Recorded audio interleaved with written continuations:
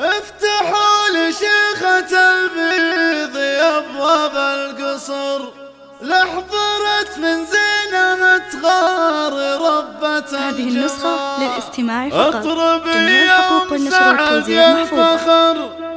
يا سمو الزين يا حاكمة عرش الدلال، يا سمو الزين يا حاكمة عرش الدلال.